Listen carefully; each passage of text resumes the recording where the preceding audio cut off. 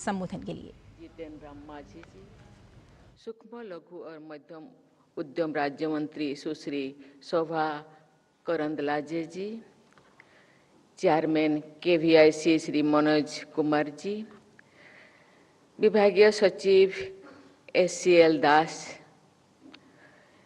देश भर से आए हुए उद्यमीगण, गणमान्य अतिथियों, देवी और स्वजन। सूक्ष्म लघु और मध्यम उद्यम देश की अर्थव्यवस्था के एक मजबूत स्तंभ है। इनकी सफलता के उत्सव के इस कार्यक्रम में आकर मुझे हार्दिक प्रसन्नता हो रही है। मैं यहाँ उपस्थित और देश भर के फैले MSME से जुड़े सभी लोगों को अंतर्राष्ट्रीय MSME दिवस की हार्दिक बधाई देती हूँ। MSME एक इंटरेस्टिंग सब्जेक्ट नहीं है, लेकिन ये बहुत काम की सब्जेक्ट है, क्योंकि निचले तबके के रहने हुए भारत के जितने भाई बहन का आर्थिक और सामाजिक उत्थान के ये सब्जेक्ट है। इसीलिए भारत सरकार ने इसको गंभीरता से ले रही है उनका आर्थिक और सामाजिक उत्थान के लिए। इस समारोह को आयोजित करने में MSMEs को सहायता और प्रोत्साहन देने के लिए मैं सूक्ष्म लघु और मध्यम उद्यम मंत्री श्री जितेंद्र राम मांझी और उनकी पूरी टीम को बहुत बहुत बधाई देती हूँ। हम सब जानते हैं आज जगत की नाथ जगन्नाथ का रथ यात्रा है। जगन्नाथ हम सबको सुख शांति दे, इसीलिए आप सबको बहुत बहुत शुभकामनाएं देती हूँ और सबको मैं कहती हूँ कि सब उसी ध्वनि से बोले कि जगन्नाथ के कर्ण तक ये आवाज पहुंचे। जय जगन्नाथ। सूक्ष्म लघु और मध्यम उद्यम न केवल देश के सफल घरेलू उत्पाद में महत्वपूर्ण योगदान देते हैं, बल्कि वे जमीनी स्तर पर नवाचार को भी बढ़ावा देते हैं। ये उद्यम रोजगार सृजन के साथ साथ सामाजिक समावेश को भी सफल प्रदान करते हैं। एक अनुमान के अनुसार MSME क्षेत्र भारत के सफल घरेलू उत्पादों में लगभग 30%, विनिर्माण क्षेत्र में 36% और निर्यात में 45% का योगदान रहा है। ये क्षेत्र कृषि के बाद देश में दूसरे सबसे बड़ा रोजगार सृजनकर्ता भी है। MSMEs भारत की विकास यात्रा का एक प्रेरणादायी अध्याय है। देश के स्थायी आर्थिक विकास के लिए एक सुदृढ़ MSME इकोसिस्टम न केवल महत्वपूर्ण है, बल्कि अनिवार्य भी है। हमारे डेमोग्राफिक डिविडेंड का सबसे अधिक उपयोग इन्हीं उद्यमों ने हो रहा है। इन उद्यमों में अपेक्षाकृत कम पूंजी की लागत पर रोजगार के अधिक अवसर पैदा होते हैं। इन उद्यमों के विषय पर सबसे महत्वपूर्ण बात यह है कि इनके माध्यम से ग्रामीणों और पिछले क्षेत्र में रोजगार पैदा होते हैं। इस तरह MSME क्षेत्र के उद्यम कमजोर वर्गों के सशक्तिकरण और विकास की विकेंद्रीकरण के जरिए समावेशी विकास में मदद करते हैं।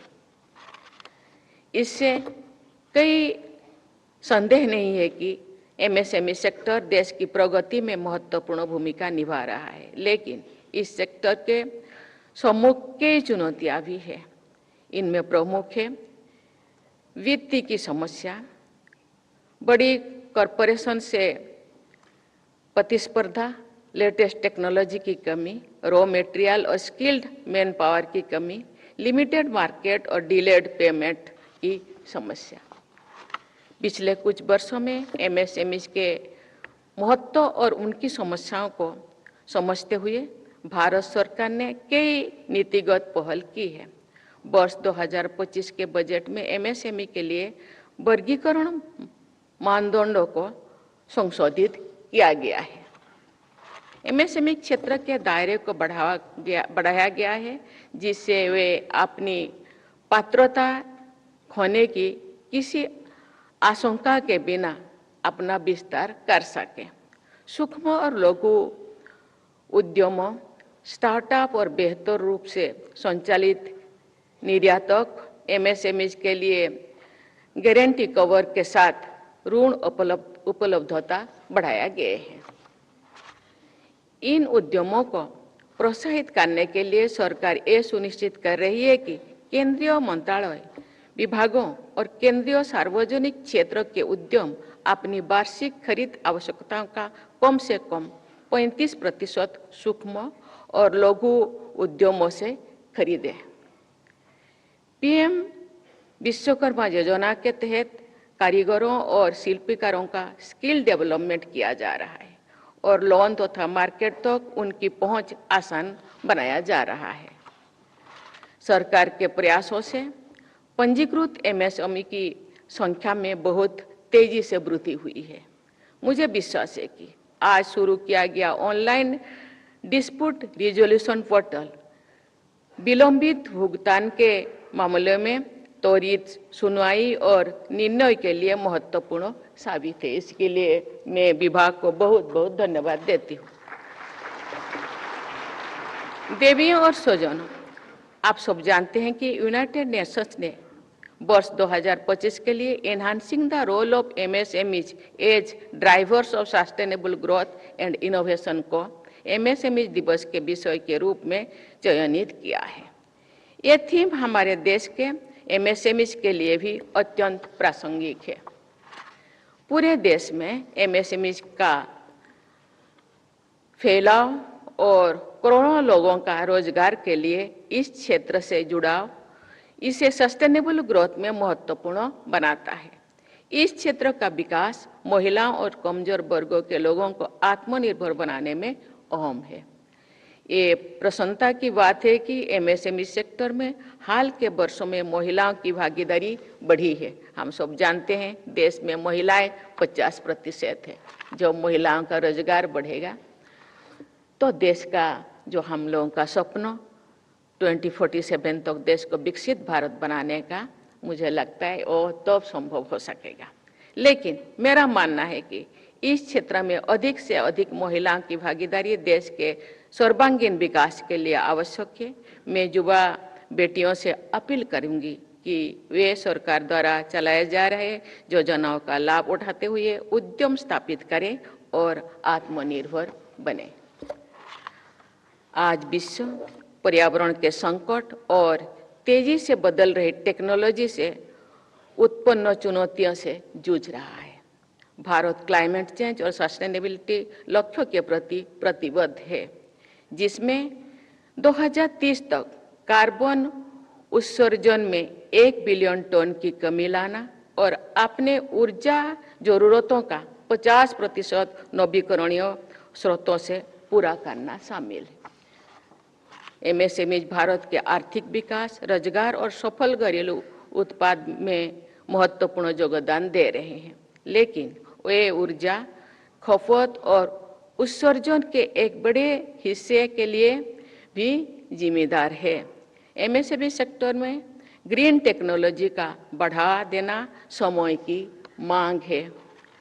इससे न केवल एमएसएमई की सस्टेनेबिलिटी एंड कॉम्पिटिटिवनेस बढ़ेगी, बल्कि देश को क्लाइमेट संबंधी लक्ष्यों को प्राप्त करने भी सहायता मिलेगी। एमएसएमई के सस्टेनेबिलिटी के लिए इनोवेशन बहुत जरूरी है। सरकार विभिन्न माध्यमों से स्टार्टअप और इनोवेशन की संस्कृति को बढ़ावा दे रही है।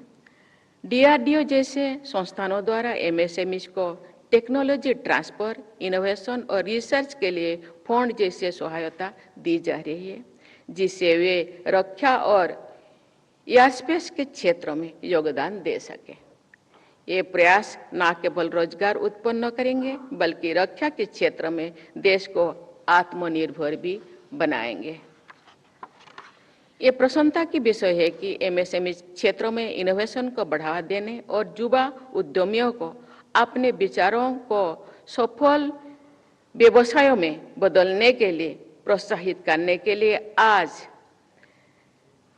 हैकाथन 5.0 का शुभारंभ किया है।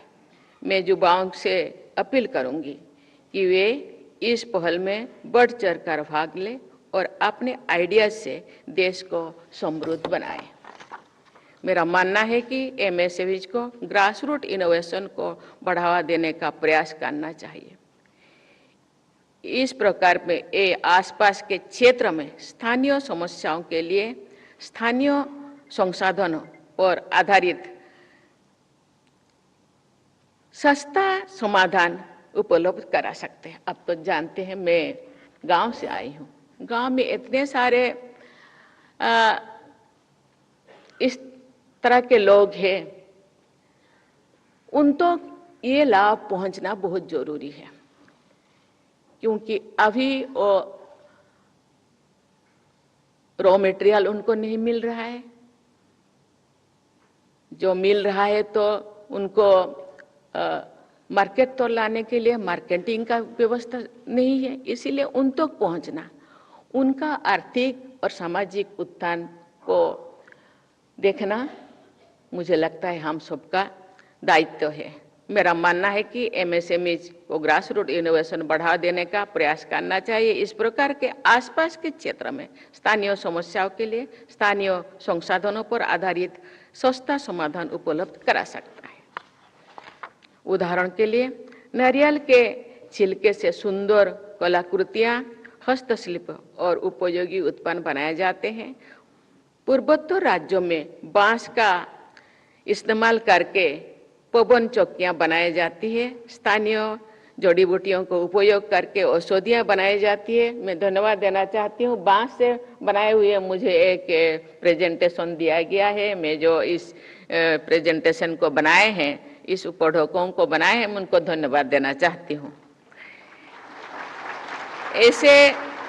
ऐसे ही अन्य उद्यम विकसित किए जाने चाहिए जो आसपास के समाज और पर्यावरण के लिए लाभदायक सिद्ध होते हैं। देवियों और स्वजनों, हम भारत को वर्ष 2047 तक एक विकसित राष्ट्र बनाने के लक्ष्य के साथ आगे बढ़ रहे हैं। इस लक्ष्य की प्राप्ति तभी संभव होगी जब इस देश का हर घटक इस विकास यात्रा में शामिल है। एमएसएमई इस समावेशी भागीदारी को सुनिश्चित करने में महत्वपूर्ण भूमिका निभा रहे हैं। इसलिए मैं देश के एमएसएमई से जुड़े सभी लोगों से अपील करूंगी कि वे विकसित भारत के सपने को साकार करने में अपनी भूमिका निभाएं। मेरी शुभकामनाएं आपके साथ हैं। धन्यवाद। जय हिंद, जय भारत। एमएसएमई दिवस पर विज्ञान भवन में राष्ट्रपति द्रौपदी मुर्मू अभी संबोधन कर रही थी। उन्होंने कहा कि ये उद्यम रोजगार दे रहे हैं और दूसरा सबसे बड़े रोजगार सृजन बन चुके हैं आज एमएसएमई।